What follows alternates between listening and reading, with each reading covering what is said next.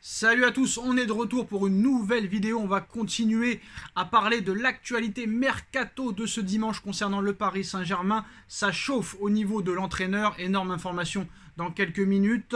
Ça chauffe aussi au niveau des arrivées et des rumeurs. Paris pourrait vraiment changer plusieurs choses. Nono est encore avec nous, salut Nono. Salut Chacha. Alors Nono, on commence avec la première information. Le Paris Saint-Germain garde un œil très attentif sur l'attaquant canadien Jonathan David, prix estimé à 60 millions d'euros, oui ou non? Non. Pourquoi? Hors de prix. Hors de prix, ça ne les vaut pas. Ça ne les vaut pas. Par contre, Ugarte, lui, les vaut. Ugarte, bon bah je suis un peu sur la réserve, mais malgré tout international uruguayen. De bons échos par rapport à ce que Bielsa a dit sur lui, donc ça me met quand même en confiance. Bon, après les officialisations des premières recrues seront à la reprise du Paris Saint-Germain, normalement le 4 juillet. En ce qui concerne Ugarte et Asensio, ils devraient être présentés début juillet. Ndour du Benfica, lui aussi, devrait être officialisé dans les prochains jours.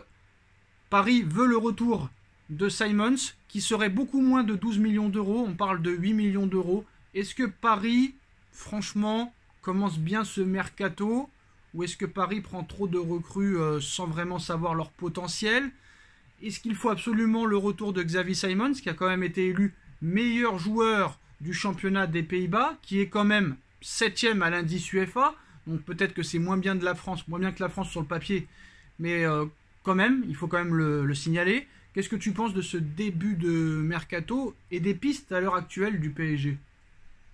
Eh bien, pour l'instant, je vois que c'est des pistes que des joueurs de complément. Bon, c'est pas Simons, même s'il est bon, c'est pas Simons qui te fera passer un palier. Pourquoi c'est pas lui qui te ferait passer un palier? Pourquoi?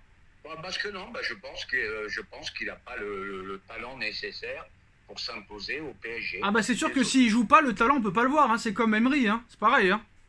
Oui, mais on n'a pas besoin de Simons, je l'ai dit 100 fois, on a besoin de deux chiens au milieu de terrain. Moi, je suis désolé, vous allez le comprendre quand. Et Ugarte, c'est un chien, Ugarte? C'est un chien? Ah oui, c'est un box-to-box. Oui, mais c'est un chien dans les autres clubs. C'est un chien dans les autres clubs avec les autres entraîneurs. Est-ce qu'au PSG, ce sera un chien?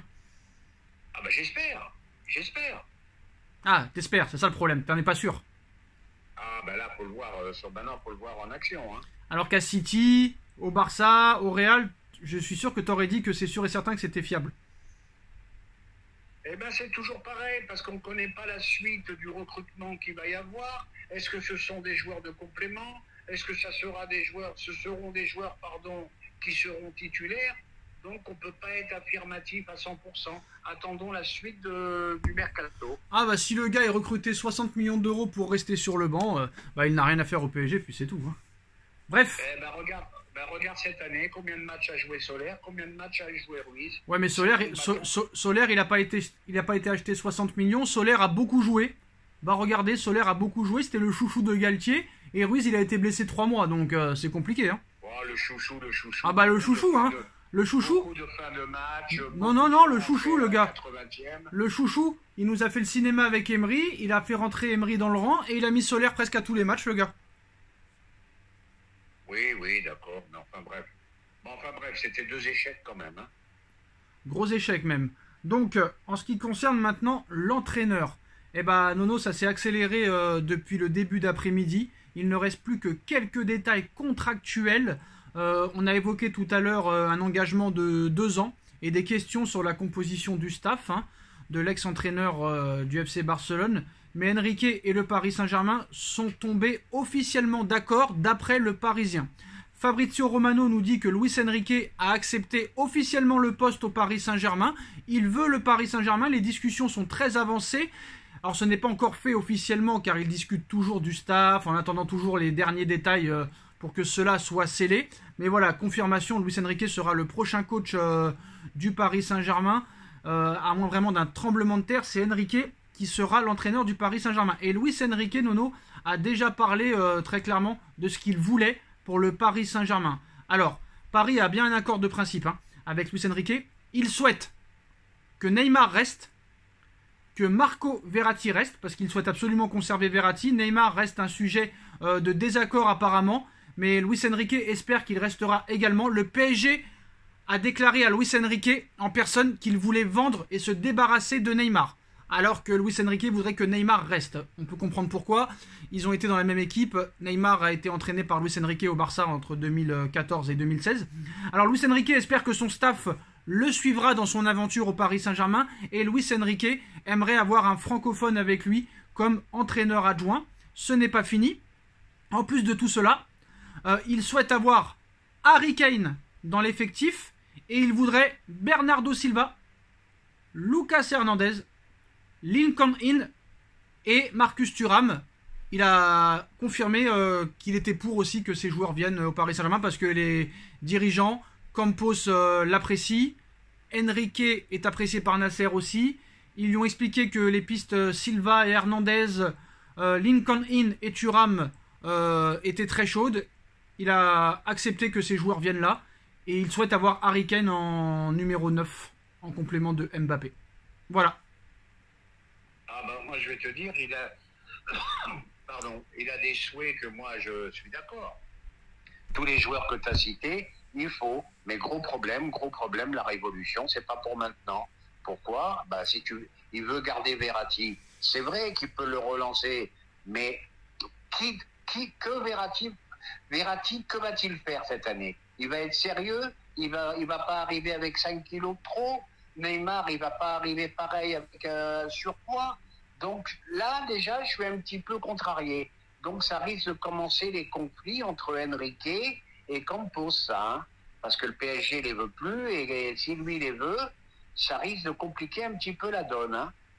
Ils sont en train d'en discuter. Déjà, de toute façon, Neymar et Verratti reviendront en surpoids, Nono. Hein. Nasri revenait en surpoids avec Guardiola, donc ils n'auront pas peur de Luis Enrique. Hein. Ils s'en foutent. Hein. Eux, ils s'en foutent, hein. Complètement. Hein. Ça, faut le comprendre. Hein. Ils s'en foutent. Ils ont un contrat avec le Paris Saint-Germain. Ils ont un salaire. Qu'ils reviennent avec 15 kilos de moins ou 15 kilos de trop, ils seront payés quoi qu'il arrive. Hein. Ah, bah alors espérons que Enrique ait l'autorité et le talent pour les remettre dans le droit chemin. Parce qu'un Verratti en forme, on va pas non plus cracher dessus, faut pas exagérer. Mais Neymar, j'y crois plus du tout. Je crois pas qu'il pourra redevenir le joueur qu'il a été. Non, le problème c'est que, je vais pas faire mon mathématicien, mais quand vous dites ce joueur-là en forme, on va pas cracher dessus, bah oui, si tous les joueurs sont en forme, ils ont un bon niveau. Donc à l'arrivée, c'est pour tout le monde en fait. Hein.